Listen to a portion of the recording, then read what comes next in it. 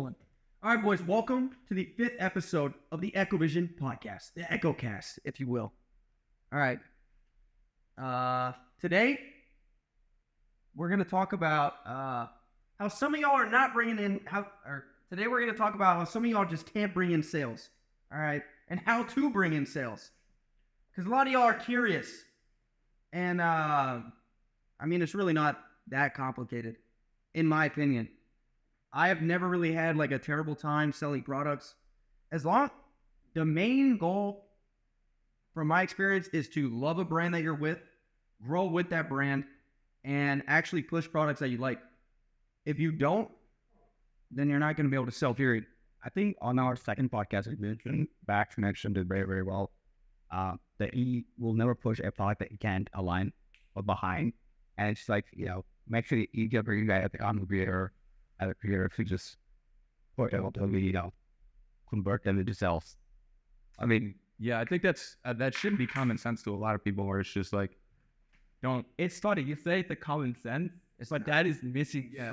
Actually, it's not common sense to a lot of people, because some people will see a sum of money and do whatever they can in their power to acquire that sum of money, and it doesn't matter if it goes against their morals. It doesn't matter if they're pushing something that doesn't fucking work at all. End of the day, money is money to them. They don't care about nothing else.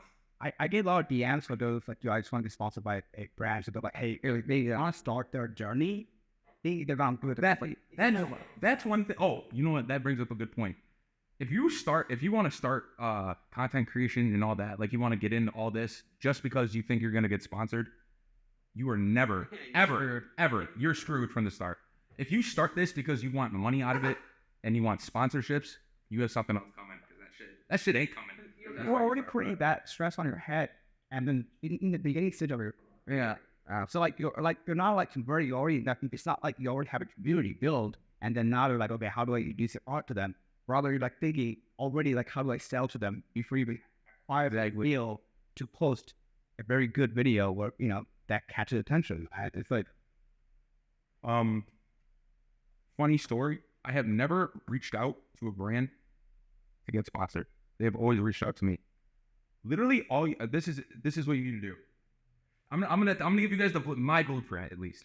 Okay, start posting about stuff that you actually care about. You want to help people. You want to provide value through your content. Build a community. If you post content that people enjoy, you post content that you enjoy making. First, you won't burn yourself out. People will like it, and then just takes time. People that like you and like your content, like consuming your content, will stay. You don't need to worry about that. It's literally just comes down to being consistent with what you're doing, and time will tell. And then, I don't know, say you want to get sponsored by Helix. Go back to like the bio, we already know. What bio? Shameless plug. Use code Baxie, but not. Use the Helix, like put it in your videos, show you're using it. Maybe tag Helix and tag it in an Instagram story. All I did was I just used the Helix. I tagged it in a story. I had a community at the time, like people were supporting me, watching my videos, and Helix hit me up and gave me a code. So like it's just went on to Thievin, right? So he got a code early with us, like very early on. Oh, James, like it was pretty much like literally like the first drop. It was before the first drop. I got enrolled right like 2 weeks before. That's funny, because I saw you. I actually saw him on EkkoVision before I even knew what EkkoVision was. So that's crazy. During that time, we had like the opening management system, and we had 4,000 followers and 4,000 codes. Essentially. Yeah. So I didn't know who you were, right? Yeah. And I essentially, your videos would eventually come up, but it's like how it would be very well. But there was a spike of all of a sudden. It's like cold. It's like, yo, you got stuff to do. You got stuff to do. I'm like, hold on, what is going on? And then I essentially brought up this guy. Yeah. And then all of a sudden I find out like he was edited. And then Narc goes away. I'm like, who's this guy? And then I find out I was like, yeah, I know we spoke. I know like here's what happened. Like occasionally I also forget talk to like on theaters. We'll talk just like at another theater. So, but if to leave an impression, it does take a little bit.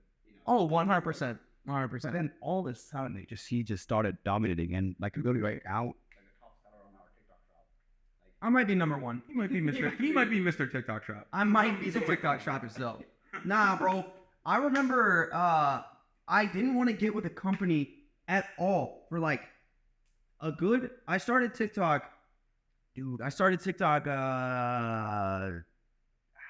bro. I think August of 2021. August of 2021. I already lost a significant amount of weight by then, so I was like, all right, I got nobody to talk to about this. I'm just gonna start a TikTok account because no one in my personal life cared.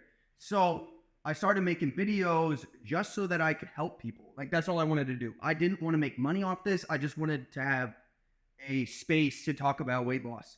So I started making content. People started telling me to collab or to get a code with specific brands, but I never wanted to get a code with a brand that I didn't think was going to be able to support me. It was going to be able to offer me the best products possible. So whenever I saw you come on my For You page, like 3 months later, and you were talking about supplements, not even like EkkoVision yet. Like, this was way before that. I think I was following your old account that you can't access anymore. Like around December of 2021. So it's been like a minute, and then you started making you started talking about EkkoVision and making your own supplement brand, and I knew that you were knowledgeable on supplements, so I knew that you would be able to provide a very solid, like, very good formula. And whenever I saw the E1 tunnel vision formula, bro, I was sold. That's why I got a code. I was curious, like, what people were thinking. I didn't even know, like, obviously, any of you guys, right? And, you know, the journey was, like, I'm just going to post myself and, like basically post every little thing I could think of. I'll create an opportunity. So, like, somebody, like, let's say, commented about something, I'll take it to make another video. It was, like, right, I was supposed to do that. So I was curious what other people thought about it. I'm like, am I spamming too much? Am I just, oh, no, do they hate me? Do they, my God, are they blocking me? You know, like, I was always curious what other stuff. It's like it was interesting. That, like, I didn't know how to, like, reach out to creators, so like, I didn't know how I was embarrassed and, like, what am I offer them? So during that time, I was like, I'm gonna offer like $2-3. My initial fan was $2-3 for a cup. So I swear, $2 commission. I'm like, how like I compete with something like the bigger brand that they offer like 100%. That's equates like $10 on a cup. So that's when I actually think about to increase to like $2.99. You know, we can add $2 more for you guys. It sounds like, okay, that's a little bit more respectable. Bro, even then, like, the thing is it was such a good product that, like, the amount of commission did not matter. I just wanted the product that I was actually pushing to be good. Like, I never wanted to sell my followers and treat them like a currency. I never wanted to do that. That's something that like I like stand by so like heavily. It should like I never want people to think that I'm just pushing just to push, like just to get money. Yeah, like it has to be something I genuinely love. There's a reason I don't have about 15 codes with exactly, bro. You know how many codes I could have with different companies, bro? Like, do you guys? I don't think you guys understand that. Like, I could literally like have so many codes right now. EkkoVision, Helix. I just have Ekko. I only two. I only have 2 codes. That's actually great. I forgot. Yeah. Yep. It's keep it simple. Having too many codes is terrible, bro. Dude, you know what bothers me, bro? Let's say one of my affiliate, or let's say an affiliate from Alpha, like they're with Alpha as their code, and then they're tagging me actively on their phone. That's like what that just doesn't make sense. I see people do that all the time too. They're like, so they are literally like have a code of Alpha Lion, but it's like, yo, EkkoVision stuff is fire. Why? What are you doing, bro? Have some a little bit of dignity, bro. Have some back, stand on your own 2 feet, man. Like, at that point, like genuinely, like, hey, like we, you know, if you can't stand, don't be on a company. Like, get flamed. It's crazy. How is anyone even supposed to trust your word? Exactly. You're literally just with them to for a bag. That is you're a goof. That is a one-way street to have no one trust anything you say. It's like consumer wise. Do you ever see a very successful influencer, let's say, or have new followers, and then they talk. Those are like it's the best product. But you just, like even believe it, you just can't like there's no jam in there, Yeah. and like we 100% out.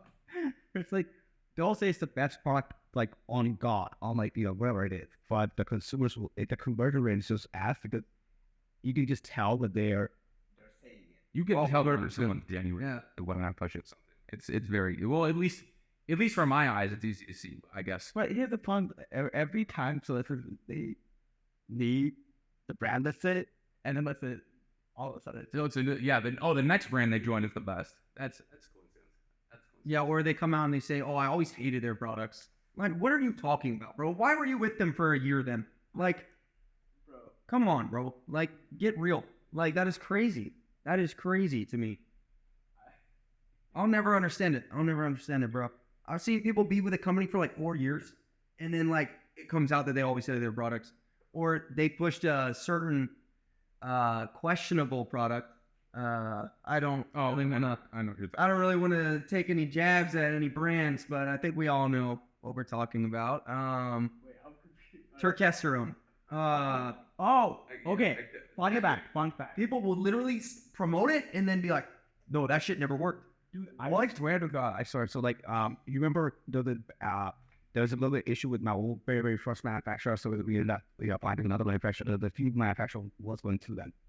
There was one manufacturer that essentially wanted me to charge for EC Professor because of the like fantastic margin. Like I said, like and the fat burners too. So immediately I was like, yeah, Bro, okay, I got to bring this up. You remember that fat burner thing we did? yeah.